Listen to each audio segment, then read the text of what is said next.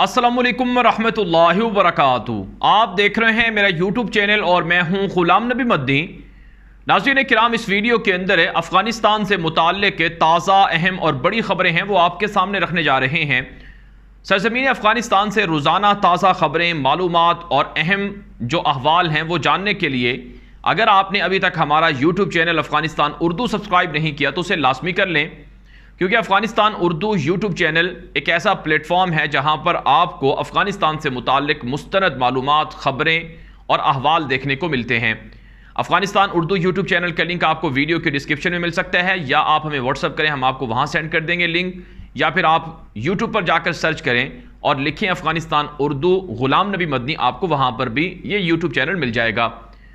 नाज़रीन क्या हम अफ़गानिस्तान से जो अहम ख़बरें सामने आ रही हैं उनका आगाज़ करेंगे।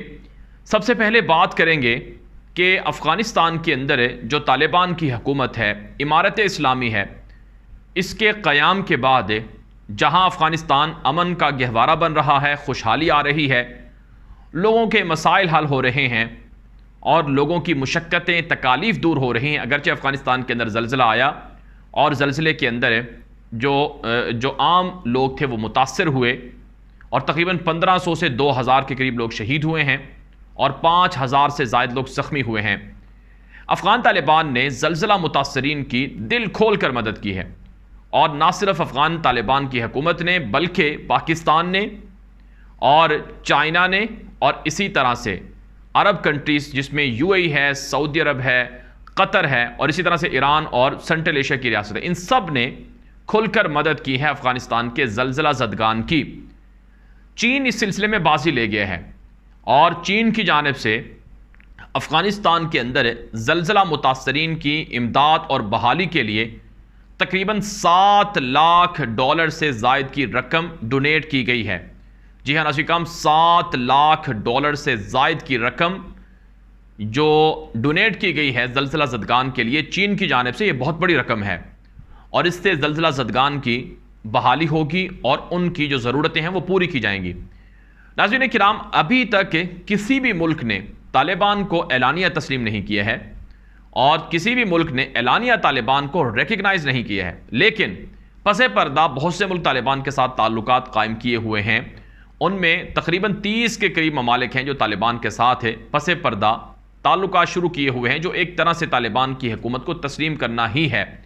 इसमें चाइना है, इसमें रशिया है, इसमें नाज़रीन किराम पाकिस्तान है, इसमें अब हिंदुस्तान भी शामिल हो गया है, ईरान है और ताजिकिस्तान है, सेंट्रल एशिया की दीगर रियासतें हैं, कतर है, बहरीन है, यूएई है, सऊदी अरब है, कुवैत है, ओमान है और इंडोनेशिया है, मलेशिया है और इसी तरह से कुछ यूरोपियन कंट्रीज़ भी हैं जो एक तरह से तालिबान की हुकूमत को तस्लीम कर चुकी हैं और तालिबान के साथ ताल्लुकात शुरू हैं। बिलखुसूस चाइना और रशिया में तो तालिबान की हुकूमत की जानिब से बाकायदा सफ़ीर भी भेज दिए गए हैं और वो काम कर रहे हैं। जो चीन के अंदर तालिबान के एम्बेसडर हैं वो वहाँ पर काम कर रहे हैं और सफारती जिम्मेदारियाँ निभा रहे हैं, और रूस के अंदर मास्को में भी जो तालिबान की जानिब से भेजे जाने वाले सफ़ीर हैं वो काम कर रहे हैं। तो इस एतबार से मुख्तलिफ मुल्क तालिबान को तस्लीम कर चुके हैं और तालिबान के साथ ताल्लुकात बना रहे हैं। एक जो अच्छी खबर सामने आई है वो अब ये है कि चीन और रूस और पाकिस्तान के बाद और इन मुल्कों के बाद तुर्की भी तालिबान को तस्लीम कर चुका है। पहले नाज़रीन किराम, तुर्की को तालिबान हुकूमत से बड़ा इख्तलाफ था, उर्दगान को बिलखुसूस है, और आपने देखा होगा जब तालिबान अफ़गानिस्तान पर कंट्रोल हासिल कर रहे थे तो एयरपोर्ट का जो कंट्रोल था उस पर बड़ा इख्तलाफ हुआ था। तुर्की ने कहा था कि हम एयरपोर्ट्स का कंट्रोल नहीं छोड़ेंगे और हम अपनी फ़ौजें भी नहीं निकालेंगे। तालिबान ने धमकी दी थी, बाकायदा लेटर जारी किया था, और फिर बाद में तालिबान और तुर्की के ऑफिशल्स में बातचीत हुई, मुज़ाकरात हुए, तालिबान को वहाँ तुर्की बुलाया गया और मामला तय हो गए। और इस वक्त भी तुर्की के अंदर जो तालिबान मुखालिफिन हैं वो वहाँ पर रहकर तालिबान के ख़िलाफ़ इजलास भी करते हैं, मीटिंग्स भी करते हैं, लेकिन तालिबान ने तुर्की को समझाया है कि आपके मुल्क में हमारे मुखालिफिन का हमारी हुकूमत गिराने के लिए सरगर्मियाँ करना, एक्टिविटीज़ करना या इजलासें करना, मीटिंग्स करना, ये बड़ा ख़तरनाक अमल है, लिहाजा तुर्की अपने रवैये पर नज़र षानी करे। चुनांचे नाज़रीन काम, एक जो अच्छी खबर सामने आई है वो ये है कि हमदुल्ला मोहिब जो अशरफ गनी का नेशनल सिक्योरिटी एडवाइज़र था, CIA का एजेंट था, और अशरफ गनी से ज़्यादा ताकतवर था हमदुल्ला मोहिब और वो अमेरिका के बहुत करीब था, उसकी बीवी अमेरिकन नेशनल है और वो ख़ुद भी कहा जाता है कि अमेरिकन नेशनल है। हमदुल्ला मुहिब ये अमरीकियों के साथ मिलकर तालिबान हुकूमत को गिराने के लिए इस वक्त मुख्तलिफ तरह के मंसूबे बना रहा है। तो हमदुल्ला मुहिब के हवाले से आज एक ख़बर सामने आती है कि वो तुर्की के अंदर इस्तांबुल जाने की कोशिश कर रहा था, दुबई से तुर्की जाने के लिए, लेकिन तुर्की ने एयरपोर्ट से उसे बाहर नहीं निकलने दिया है। यानी वो तुर्की पहुंचा, तुर्की की जो इंतज़ामिया थी उसने कहा कि आप हमारे मुल्क में दाखिल नहीं हो सकते हैं, आपको अलाउ नहीं है। और ये तालिबान की माँ पर के तालिबान ने तुर्की को ख़बरदार किया था कि हमदुल्ला मुहिब वहाँ इसलिए आ रहा है ताकि वहाँ जनरल दोस्तम और बाकी जो बागी हैं तालिबान के मुखालिफिन, उनके साथ वो मीटिंग्स करे और तालिबान की हुकूमत को गिराए। और यही अमल दुबई के अंदर और दीगर जगहों पर भी हो रहा था। तालिबान ने तमाम मुल्कों को लेटर जारी किए हैं, ख़त भेजे हैं कि अगर आपके मुल्कों के अंदर हमारे ख़िलाफ़ हुकूमत गिराने की कोई कोशिश होती है तो ये काबिल बर्दाश्त नहीं होगी। चुनांचे कुछ मुल्कों की जानिब से पाबंदी भी लगाई गई है कि किसी भी तरह की गैदरिंग करना जो तालिबान के मुखालफत में हो या फिर अफ़गानिस्तान की हुकूमत गिराने के लिए हो, इसकी इजाज़त नहीं है। तो तालिबान को आज अच्छी खबर मिली है कि हमदुल्ला मुहिब को इस्तांबुल के अंदर रुसवाई का सामना देखना पड़ा है और वहाँ से उसे डिपोर्ट कर दिया गया है। और आइंदा तुर्की भी अपने मुल्क के अंदर तालिबान के ख़िलाफ़ जो एक्टिविटीज़ हैं उनको रोकेगा और उनको नहीं करने देगा। ये तालिबान को यकीन दहानी कराई गई है और तुर्की ने कहा है कि हम भी तालिबान को रिकगनाइज़ करते हैं, तस्लीम करते हैं, ताल्लुकात बनाते हैं। दूसरी तरफ से चाइना ने जहाँ तालिबान को 7 से 8 लाख डॉलर तकरीबन, चूँकि उन्होंने युआन तकरीबन 50 मिलियन युआन या इससे ज़ायद की जो करेंसी है वो डोनेट की है, जहाँ वो डॉलरों की बारिश हुई है, वहीं चाइना तालिबान के साथ तिजारती मरासिम बढ़ा रहा है और अरबों डॉलर के मादनियात निकालने के मुआहदे चाइना तालिबान से कर चुका है और यही मुआहदे रशिया भी तालिबान से कर चुका है और इससे अफ़गानिस्तान की आवाम को फ़ायदा पहुँच रहा है, तालिबान के ज़राए ये बताते हैं। अब नाज़रीन किराम, जो एक और बड़ी मेजर डेवलपमेंट्स है वो मैं आपके सामने रखने लगा हूँ, अफ़गानिस्तान के हवाले से बड़ी इंपॉर्टेंट है। आप जानते हैं पिछले 20 साल अफ़गानिस्तान में जंग रही और 20 साल तक जो तालिबान के रहनुमा थे, जो तालिबान हैं, ये कोई अलग से कोई तंजीम नहीं है, अफ़गानिस्तान के तमाम लोग तालिबान के अंदर शामिल थे। जब अमेरिका के ख़िलाफ़ जंग थी तो कोई ऐसा घर नहीं था जिसमें अमरीकियों के ख़िलाफ़ लड़ने के लिए तालिबान के साथ कोई घर शामिल ना हुआ हो। हर घर से कोई ना कोई शख्स तालिबान की साथ मिलकर अमरीकियों से लड़ता रहा है।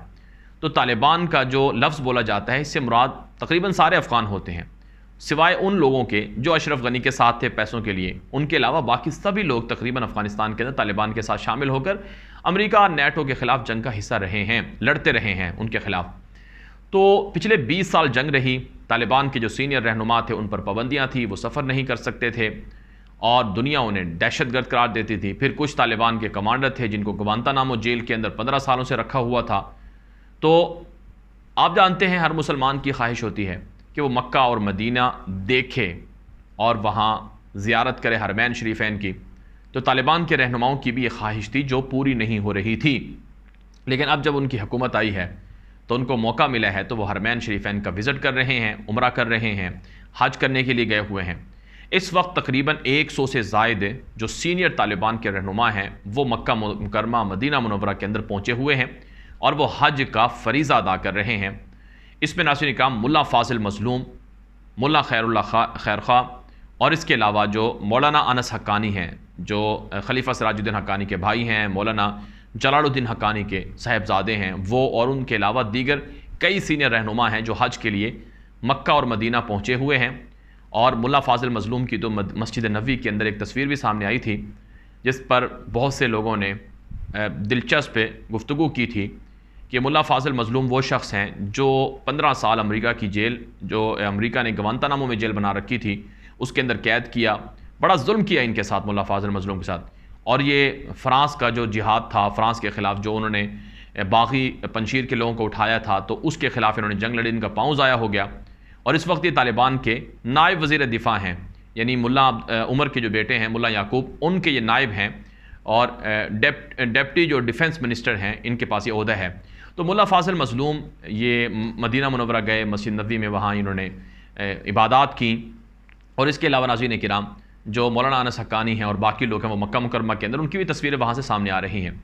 तो ये अफ़गान तालिबान के लिए एक बड़ा अच्छा मौका है और उनकी ख्वाहिश थी 20 साल, आप जानते हैं ये एक अल्लाह रब्बुल इज़्ज़त की तरफ से ख़ास करम हुआ है कि उनको यकीन नहीं था कि हम गवांतानामो जेल से रिहा होंगे, लेकिन फिर भी अल्लाह ताला ने उनको रिहाई दिलवाई, फिर उनको हुकूमत दिलवाई, फिर ओहदे भी उनको मिल गए। तो ये एक बड़ी बात है।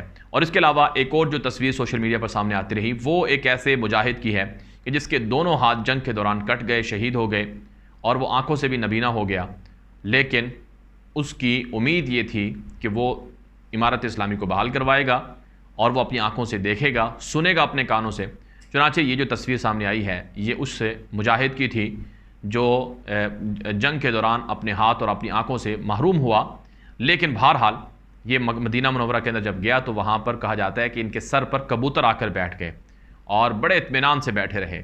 तो ये एक तरह से कबूलियत की अलामत थी। इस पर अफ़गानिस्तान के लोग बड़ा जोश और ज़बरदस्त किस्म का खराज तहसीन इस तरह के लोगों को पेश कर रहे हैं। और आपने कल देखा होगा कि जो गवांतानामो जेल में आखिरी कैदी था तालिबान का असदुल्ला हारून, 15 साल के बाद जब वो रिहा होकर आए तो उसका किस तरह से इस्तकबाल हुआ, अल्लाह अकबर की सदाएं बुलंद हुई और लोगों ने शानदार इस्तकबाल किया।